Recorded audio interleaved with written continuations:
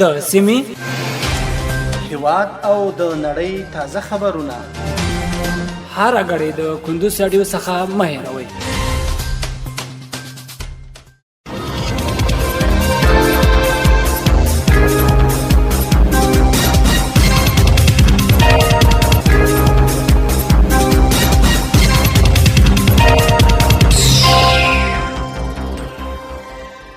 سلامونه د کندوز رادیو درنو اوریدونکو ستړي مشئ پام واړم د کندوز رادیو څخه د دې ساعت تازه او مهمو وروستي خبرونو ته. نن شنبه د سرطان یا د چنګاښ د میاشتې 28 د 2023 میلادي کال د جولای د میاشتې 20 نیټې سره سمون لري. روانه خبري غړي درته زه سیر احمد سهیل وړاندې کوم، خو په سر کې هم د څو مهمو خبرونو سرټکي.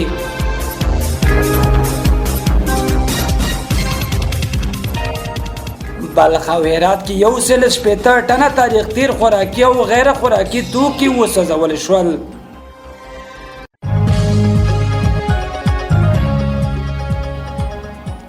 د هرات د اطلاعات او فرهنګ ریاست مسؤلان وایي چې دغه ولایت جامع جماعت کې 250 کاله پخوانۍ دروازه یې موندلې ده.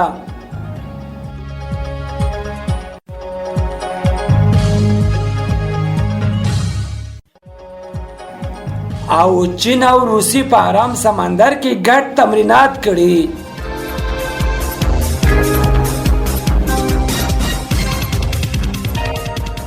وسم بشپړ خبرونه. بلخ او هرات کې 160 ټنه تاریخ تیر خوراکي او غیر خوراکي توکي وسوځول شول. د بلخ او هرات د درملو ادارې مسؤلینو په دغه ولایتونو کې د 160 ټنه تاریخ تیر او بې کیفیته خوراکي او غیر خوراکي توکو د سوځولو خبر ورکړی دی. د بلخ ولایت د خوړو او درملو ادارې رئیس ډاکټر نجیب الله توانا وایي چې په دغه ولایت کې د یاد ریاست نظارتي ټیمونو له لوري په تیرو 2 میاشتو کې له هټیو او د درملتونونو څخه 100 ټنه تاریخ تیر او بې کیفیته خوراکي او غیر خوراکي توکي راټول پرون وسوځول شول. ورته مهال د هرات ولایت د خوړو او درملو ادارې امیر صبور احمد خالقي هم رسنیو ته ویلي چې د یاد ولایت له هټیو او درملتونونو څخه 3 میاشتو په بهیر کې 70 ټنه تاریخ تیر درمل خوراکي او غیر خوراکي توکي راټول او له منځه یوړل شول.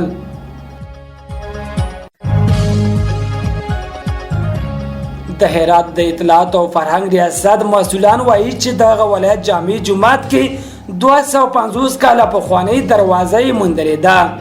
د یاد ولایت د اطلاعات او فرهنګ ریاست د تاریخي ابدات او ساتنې مدیر محمد صدیق میر سلام وطندار ته وایي چې دغه دروازه یې چهارشنبه چنګاښ 28 د یاد جماعت په ډیپو کې پیدا کړی. هغه همداراز وویل یاد دروازه د یاد جماعت په ناګرستان کې ثبت او ساتل کیږي. نوموړي همداراز ټینګار وکړ چې دغه ولایت د تاریخي او فرهنګ آثارو ساتنه د دوی له لومړیتوبونو څخه ده. هرات د هېواد له لرغونو ولایتونو څخه ده چې څه باندې 800 تاریخي ابدات لري او ځانګړی ځای لري.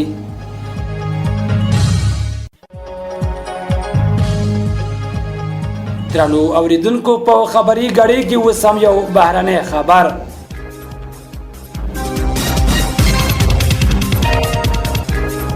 چین او روسی په آرام سمندر کې ګډ تمرینات کړي. آرام سمندر کې د روسی سمندري ځواکونو اطلاعاتي سرویس پنځشنبه په ورځ خبر ورکړی چې له چینایي سمندري ځواک سره په جنوبي چین سمندر پوځي تمرینات پای ته رسیدلي دي. دغه تمرینات چې 2 ورځې وړاندې پیل شوي وه موخه یې د دواړو هېوادونو ترمنځ د پوځي همکاریو زیاتېدل او سیمه کې د سولې ټینګښت بلل شوی. د یادونې وړ ده چې آرام سمندر کې د روسیې او چین مخالفین لکه ناټو سازمان او ځینې نور هېوادونه هم پراخ حضور لري.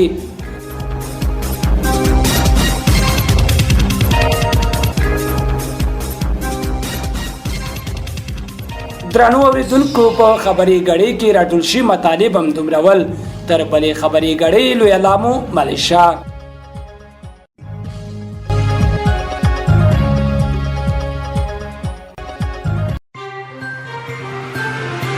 د سیمې هیواد او د نړۍ تازه خبرونه هر غړي د کندوز رادیو څخه مه هېروئ.